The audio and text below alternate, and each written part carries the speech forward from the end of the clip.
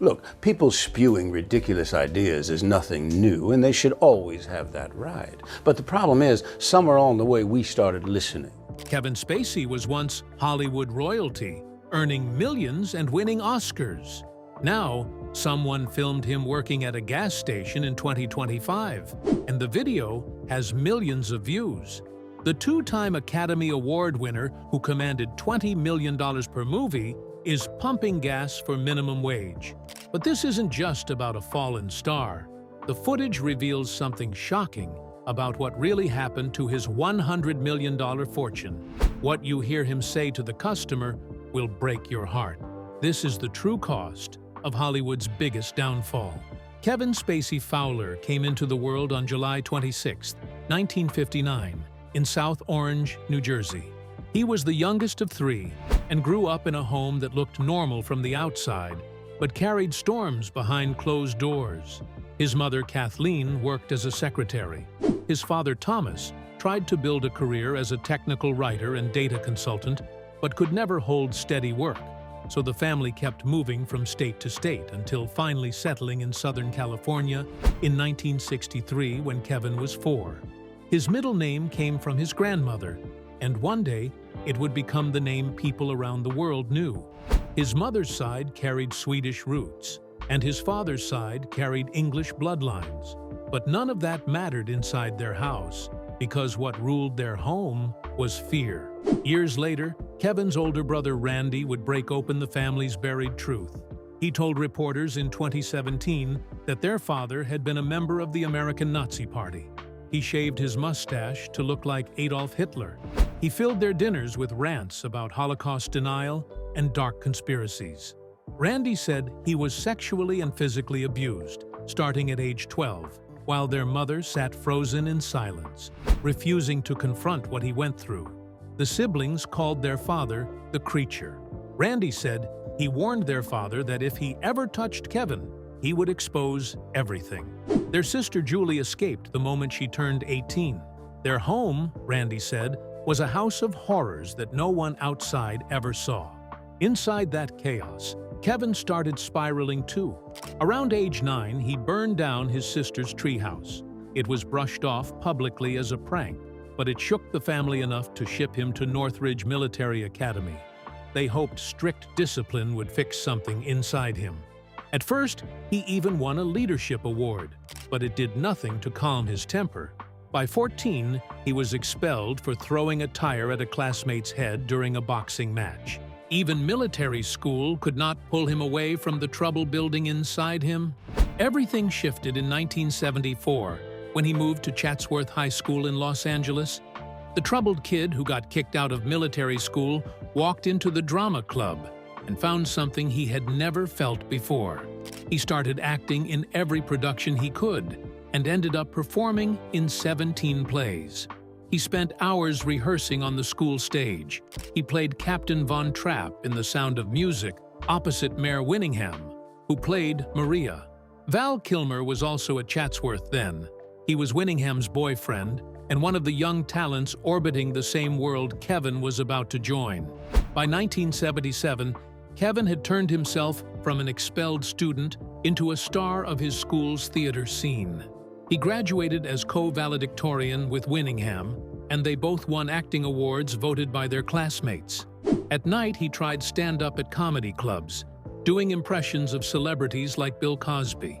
He was finally finding a way out, even if he didn't see the full path yet.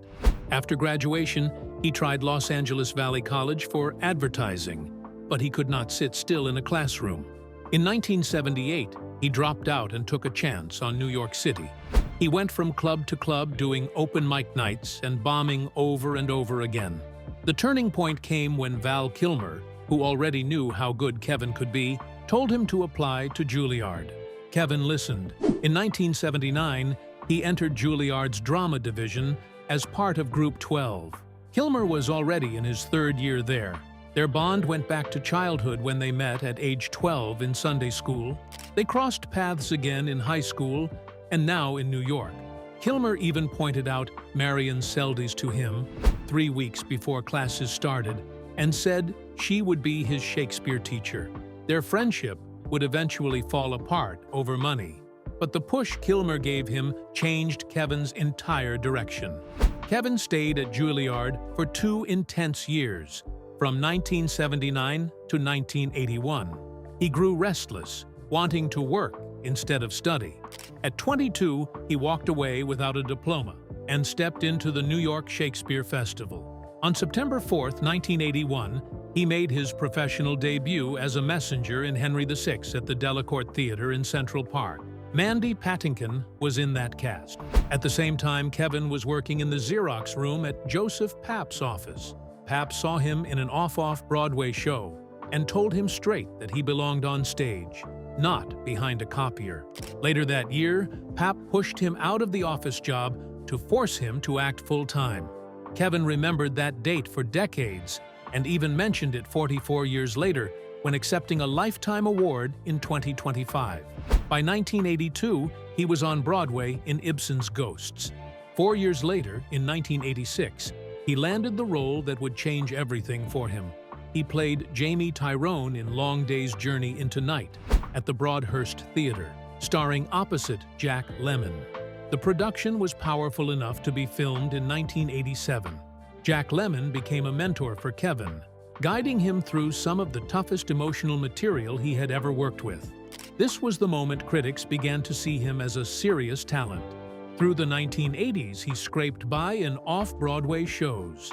He worked in Hurly-Burly at the Public Theater and filled in for Harvey Keitel as an understudy. He tackled classical roles like Philinte in The Misanthrope. He played in The Seagull with David Strathairn and Colleen Dewhurst. When the acting gigs slowed down, he sold shoes or worked as a building superintendent just to stay afloat. He even played Claudius in Hamlet during these years. Every role, every shift, and every struggle became a training ground for the range he would later show on camera. In 1991, everything finally paid off. At 31, he won the Tony Award for Best Featured Actor in a Play for Lost in Yonkers. The show opened in Winston-Salem on December 31, 1990, before hitting Broadway in February 1991. It ran for 780 performances and 11 previews. The play won the Pulitzer Prize for Drama, and Kevin's role as Uncle Louis pushed him into a new tier of respectability. After years of tiny apartments, odd jobs, and small stages, he had finally broken through. His film career started growing too. In 1986, he filmed a tiny, uncredited role in Heartburn with Meryl Streep and Jack Nicholson. He played a jittery subway mugger for just a few seconds, but it was his very first moment on screen. In 1988, he caught attention in Working Girl, playing a sleazy executive who tries to proposition Melanie Griffith's character. It was a small role, but critics noticed him. From 1989 to 1992, he explored all kinds of characters. He acted in See No Evil, Hear No Evil with Richard Pryor and Gene Wilder. In 1990, he appeared in Henry and June, the first movie ever to receive an NC-17 rating. It earned an Oscar nomination for cinematography and showed he was not afraid of risky material. In 1992, he held his own in Glengarry Glen Ross beside Al Pacino, Jack Lemmon, Alec Baldwin, and Ed Harris. His role as John Williamson proved he could deliver David Mamet's sharp dialogue with icy precision. Pacino even commented on how well the young actor handled the pressure. In 1994, he stepped into darker territory. Swimming with Sharks cast him as Buddy Ackerman, a Hollywood boss who tortured his assistant. The film made only $380 to $928, but critics praised Kevin's performance as one of the most intense of his early career. Later that same year, he played Lloyd Chasseur in The Ref, sparring with Judy Davis and Dennis Leary in a Christmas Eve hostage comedy that turned into a chaotic therapy session. Kevin Spacey's rise moved like a long, hidden current that kept pulling him forward even when no one realized how far he would go. It started in 1995 when The Usual Suspects dropped him into a storm of whispers around Hollywood. People walked out of theaters stunned, trying to figure out how that quiet man with the limp had just fooled them all. At the 68th Academy Awards in 1996, he stood on stage holding the Oscar for Best Supporting Actor after beating names like Ed Harris. The film had been made on a tiny $6 million budget in just 35 days across Los Angeles, San Pedro, and New York City. Yet the twist became a cultural earthquake. Spacey had chased the role ever since he ran into Bryan Singer at the 1993 Sundance Film Festival and told him he wanted in on whatever came next. The line about the greatest trick the devil ever pulled caught fire everywhere. Suddenly, he had a BAFTA, a Critics' Choice Award, a National Board of Review Prize, and a reputation as Hollywood's new master of shadows. While people were still talking about Kaiser Soze, Spacey quietly slipped into another nightmare. In 1995, he showed up on set for C7N without his name in the opening credits or the marketing. That secrecy was his idea, and he refused to sign unless the studio agreed. On a Friday night, he got a call. By Tuesday, he was on set, and all his scenes were finished in 12 days.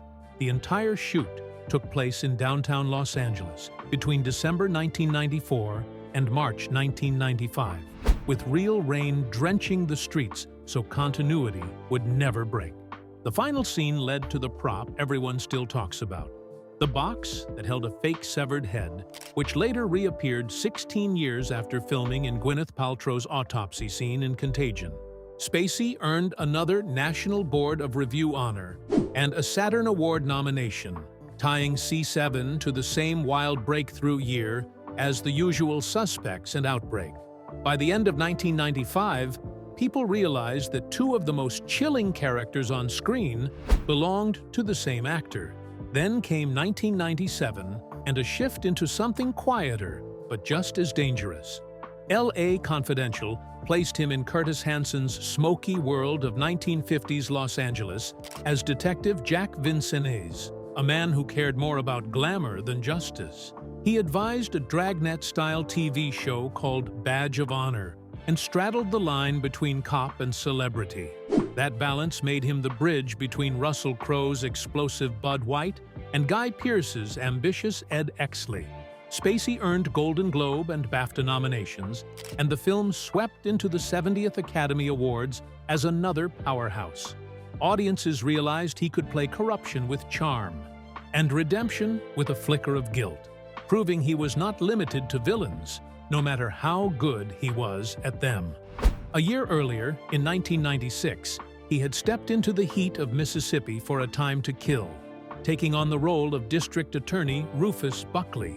He was the prosecutor determined to convict Samuel L. Jackson's Carl Lee Haley, and his courtroom clashes with Matthew McConaughey's Jake Brygance became the engine of the film. Production moved through real Mississippi towns to capture the tension, the humidity, and the unease of the South. Surrounded by Sandra Bullock, Donald Sutherland, Kiefer Sutherland, and Oliver Platt, Spacey leaned on his stage training to deliver sharp courtroom monologues. The movie proved he could dominate even when the story placed him directly in the center of public outrage and legal warfare. Then came the Southern Gothic fog of 1997, and the true story buried inside midnight in the Garden of Good and Evil.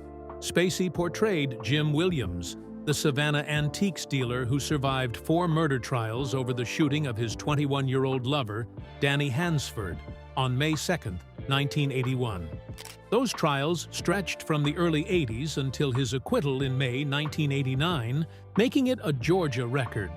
Filming took place in spring 1997 inside the real Mercer House at 429 Bull Street, the same place where the shooting happened.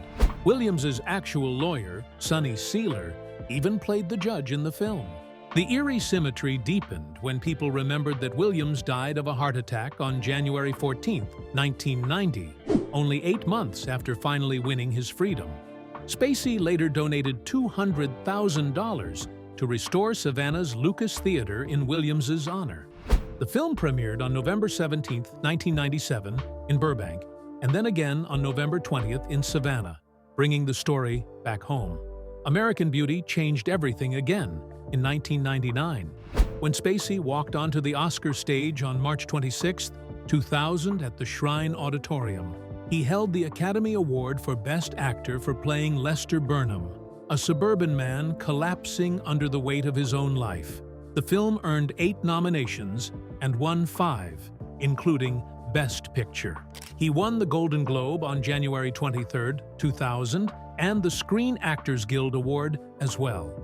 He had shaped Lester's early awkwardness after Walter Matthau and trained his body to shift from slouched to toned as the character transformed. His acceptance speech thanked his mother and carried the proud tone of someone who finally knew the world was watching. American Beauty became a cultural mirror, reflecting frustration and longing back at everyone who saw it. Then came his most personal obsession. For 12 years, he fought to bring Beyond the Sea to life. It began in 1994, and he pushed for it through rejection after rejection. Studios kept calling him too old to play Bobby Darin. MGM backed out only weeks before filming, so he built the movie himself, directing, producing, co-writing, and starring in it. He even sang all 18 songs on the soundtrack, using his own voice. He studied with Roger Kellaway starting in October 2000 to capture Darin's style. Filming ran from November 2003 to January 2004, with 80% shot at Babelsberg Studios in Germany and Pinewood Studios in England. It premiered at the Toronto International Film Festival on September 11, 2004, and earned him a Golden Globe nomination for Best Actor in a Musical or Comedy. The reviews were mixed, but the 12-year commitment showed how far he would go for a role. In 2006, he stepped back into Bryan Singer's world for Superman Returns as Lex Luthor, playing one of the most iconic villains ever created. The film earned $391.1 million worldwide on a production budget between $204 and $223 million, opening with $52.5 million during its first weekend starting June 28, 2006. It reached $200 million domestically in 117 days. Spacey mixed voice work and motion capture to give Luthor an intense theatrical presence, standing opposite Brandon Routh's Superman while the Fortress of Solitude glittered around them. Even though the film had a 73% critical rating and decent numbers, it underperformed for its size and shut down any chance of a sequel. The next year, he tried a different kind of antagonist in Fred Claus. The holiday comedy released on November 9, 2007, and brought in $97.8 million on a budget of $100 million. It opened in 3,603 theaters and hit number 1 in the UK its first weekend with £1.93 million. Spacey played Clyde Northcutt, a cold efficiency expert sent to evaluate Santa's operations. It was filmed at Bavaria Studios in Germany, and the movie held on for about 6.3 weeks in theaters, pulling $72 million domestically and $25.8 million internationally before closing on February 14, 2008. In 2008, he returned to sharp attention with 21. He played Mickey Rosa, the professor behind the MIT blackjack team. The film opened on March 28, 2008, with $24.1 million from 2,648 theaters and held the number 1 spot for 2 weekends before reaching $157.8 million worldwide on a $35 million budget. It followed the high-low card counting system where cards 2 through 6 count as +1, 7 through 9 count as 0, and face cards count as -1. Jeff Ma, the real MIT student who inspired the story and worked as a consultant, even cameoed as a dealer. Filming began in March 2007 and used real Las Vegas casinos, while MIT scenes had to be shot at Boston University after MIT denied access. His power extended far beyond film. In February 2003, at age 44, he took over as artistic director of the Old Vic Theatre in London. He waived his entire salary of about £100,000 a year and donated a 6-figure sum to help save the historic building from being turned into anything from a themed pub to a lap dance club. He had already shaken London in 1998 with his performance in The Iceman Cometh, which won him the Laurence Olivier Award for Best Actor in 1999. That production ran over 4 hours and 15 minutes and transferred from the Almeida to the Old Vic before moving to Broadway in April 1999. Through the mid-2000s, he packed the Old Vic with star power. In 2006, he directed and starred in A Moon for the Misbegotten with Eve Best, selling out all 100 shows before transferring to Broadway. He worked with directors like Matthew Warchus, brought in Propeller's all-male Shakespeare productions in 2007, performed in The Philadelphia Story in 2005, Richard II in 2005, and Speed the Plow in 2008. Even Ian McKellen appeared in the 2005 season.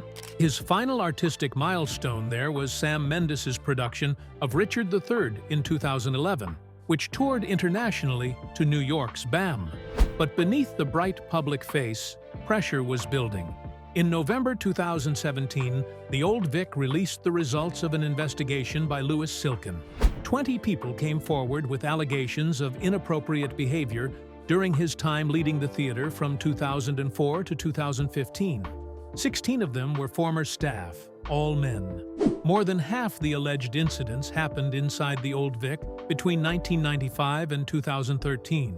The report said people felt unable to speak out, and that Spacey operated without enough oversight. His fame had intimidated younger staff who feared losing their jobs. Still, when he left the Old Vic in 2015, the farewell was full of honors.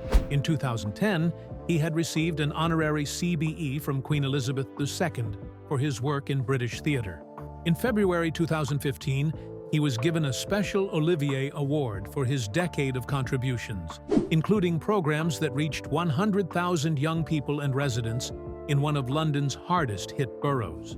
His final performance as artistic director was Clarence Darrow on May 28, 2014. Matthew Warchus took over later that year and said Spacey had helped revive the Old Vic and place it back on the global stage. Kevin Spacey's world changed in a way no one in Hollywood could have imagined when Anthony Rapp spoke out on October 29, 2017. Rapp said Spacey made a sexual advance toward him at a party in 1986, back when Rapp was only 14 and Spacey was 26. He said it happened inside Spacey's New York apartment, where Spacey, appearing drunk, picked him up and briefly laid on top of him on a bed. Rapp had actually told this story long before in a 2001 interview with The Advocate, but Spacey's name was removed to avoid trouble. Once it became public in 2017, Spacey posted a message on Twitter saying he did not remember the moment, but still gave what he called the sincerest apology for what would have been deeply inappropriate drunken behavior. On September 9, 2020, Rapp filed a $40 million civil lawsuit accusing Spacey of sexual assault, sexual battery, and intentional emotional harm. 2 years later, in October 2022, a jury found Spacey not liable on all counts, and Rapp was ordered to pay $39,000, $89, for litigation costs. It was the first sign that the legal path ahead would not be simple. Hollywood reacted with panic the moment the scandal broke. Netflix froze production on House of Cards Season 6, then fired Spacey and removed him from both his lead role and his executive producer job. The final season was cut down from 13 planned episodes to only 8. In August 2022, a Los Angeles judge ordered him to pay $30.9 million to MRC, the company behind the show, after an arbitration ruling said he violated his contract by sexually harassing crew members across all 5 seasons he appeared in. Around the same time, director Ridley Scott made one of the most shocking studio decisions in film history. He completely reshot all of Spacey's scenes in All the Money in the World, replacing him with Christopher Plummer just weeks before the planned December 22, 2017 release. Every actor and crew member returned for the emergency shoot, so the movie could stay on schedule. Netflix also canceled his movie Gore and cut all ties with him. Spacey, one of the most famous actors in the world, was suddenly gone overnight. As the news spread, more people came forward. More than 15 individuals shared accusations, and in November 2017, The Old Vic Theatre in London revealed it had received 20 personal accounts of alleged misconduct during Spacey's time as artistic director, from 2004 to 2015. An external investigation found that 16 of the 20 complainants were former staff members, all men, and more than half of the alleged incidents happened inside the theater itself. The accusers described moments where he made them uncomfortable and other times when behavior crossed into sexual territory. Some said he cornered them. The Old Vic concluded that he operated without accountability and that staff felt they could not speak up. Around the same time, 8 members of the House of Cards crew made claims. Filmmaker Tony Montana shared a story. Harry Dreyfus did the same. And Boston anchorwoman Heather Unruh accused him of assaulting her 18-year-old son. Soon came one of the most dramatic courtroom stories of the whole saga. In December 2018, Spacey was charged with felony indecent assault and battery for allegedly groping an 18-year-old busboy at a restaurant in Nantucket, Massachusetts, in July 2016. The young man told police he lied about his age and told Spacey he was 23 and attending Wake Forest University when he was actually 18 and working as a busboy. According to the criminal complaint, Spacey touched him near the piano area at the bar, unzipped his pants, and groped him for about 3 minutes. The accuser said he was texting his girlfriend and friends on Snapchat the whole time, and even sent his girlfriend a video of Spacey touching him. Spacey pleaded not guilty on January 7, 2019, and faced up to 5 years in prison if convicted. 7 months later, on July 17, 2019, prosecutors dropped all charges because the accuser's cell phone had gone missing, and the young man used his Fifth Amendment rights to avoid testifying about deleted messages that his mother admitted removing. Years later, in July 2023, Spacey walked into a UK courtroom under his full legal name, Kevin Spacey Fowler, and shared parts of his personal life that the public had never heard in such detail.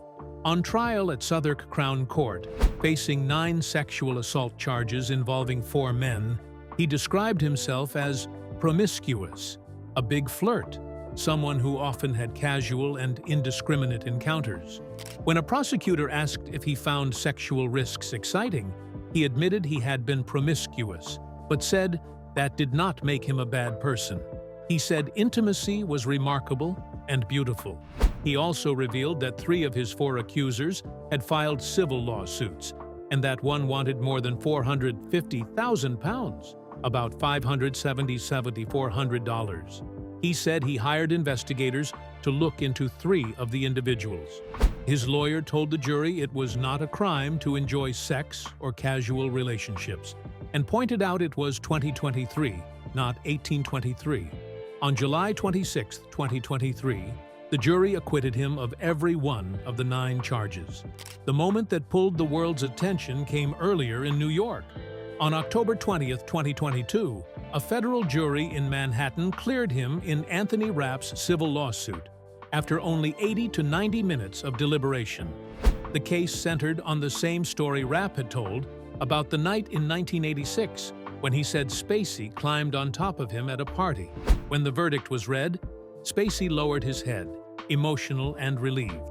He hugged his lawyers and put his hand on their backs before leaving the courthouse without speaking. During the trial, he offered emotional testimony, sometimes through tears, saying it never happened, and insisting he would never be attracted to a 14-year-old. Legal experts called the verdict a major victory and said the jury focused on the facts instead of the noise around the Me Too movement. Later, Rapp was ordered to pay $39,000 to $89 to cover Spacey's legal costs. The UK criminal trial in 2023 was even more intense. On July 26, 2023, Spacey's 64th birthday, a jury cleared him of 9 sexual offense charges after 12 hours and 26 minutes of deliberation. The charges included 7 counts of sexual assault, 1 count of causing a person to engage in sexual activity without consent, and 1 count of causing a person to engage in penetrative sexual activity without consent. The accusations stretched from 2001 to 2013 and involved 4 men. Prosecutors said Spacey forcefully groped 3 men during incidents between 2004 and 2013 while working at the Old Vic, and 1 man claimed Spacey performed oral sex on him while he was unconscious in Spacey's London flat. The actor placed his hand over his heart and silently mouthed, "Thank you," 2 times as the jury exited. He admitted in court that he had been a big flirt and sometimes awkward, but denied any act of assault. The courtroom scenes were filled with startling claims and dramatic exchanges. One prosecutor called him a sexual bully who enjoyed making others feel vulnerable and uneasy. She said he lived under a trinity of protection because men were less likely to complain, less likely to be believed, and less likely to see action taken. One accuser said Spacey grabbed his crotch while he was driving so hard it nearly caused a crash, and another witness said he grabbed like a cobra with force that was really painful. In one twist that made headlines around the world, Elton John and his husband David Furnish appeared by video from Monaco and supported Spacey's alibi for one of the nights in question, saying he had been at their annual Windsor ball. Spacey firmly denied the driving incident and said he was not on a suicide mission. He admitted consensual touching in some moments, but denied any violence. He also confirmed he hired private investigators to examine at least 3 accusers. Even after winning in 3 major courts, the storm kept following him. In February 2025, actor Rory Cannon filed a civil lawsuit at London's High Court against Spacey and 2 groups connected to the Old Vic. Cannon had appeared in a 2024 Channel 4 documentary called Spacey Unmasked, claiming Spacey touched him in public during a 2013 press night at age 21, while Spacey was 53. Spacey denied the documentary's claims and said Channel 4 refused his request for more than 7 days to respond to new and anonymous allegations going back 48 years. He said he would not stay quiet while a struggling network chased ratings. The documentary included 10 men who had not been part of earlier cases, sharing new claims from his teenage years all the way through his House of Cards fame. His law firm said these allegations were the same ones used in the criminal trial where he was fully acquitted. The years after 2017 left him isolated from Hollywood. He went through a 7-year blacklisting that cost him more than $100 million when adding lost roles, legal fees, and arbitrations. A Los Angeles court ordered him to pay $31 million to MRC because arbitrators said he violated conduct rules with crew members on House of Cards. MRC had to fire him, stop production on season 6, rewrite the entire story, and cut the season from 13 episodes to 8, causing huge financial damage. In June 2024, Spacey told Piers Morgan he was broke and owed many millions, that his Baltimore home was being sold at auction, and he had to store his belongings. Even after being acquitted in 2022 and 2023, he was still stuck in small independent films and European projects. By 2025, he tried to rebuild with his sci-fi thriller Holy Guard Saga and showed up again at major film festivals. In May 2025, he walked into Cannes for the first time in almost 10 years and accepted a Lifetime Achievement Award at the Better World Fund's 10th anniversary gala at the Carlton Hotel. He gave an emotional 10-minute speech about the difficult years he had lived through and thanked those who waited for the court outcomes before deciding how they felt about him. The award recognized his decades of artistic work and the influence he had on cinema. Producer Matt Hookings arranged it by simply asking the head of the fund, a Spacey admirer, what could be done for him. Italian director Franco Nero, who cast him in a 2022 film when hardly anyone was willing to, stood proudly beside him. The Cannes appearance also helped build buzz for his comeback thriller, The Awakening, which was being promoted during the festival.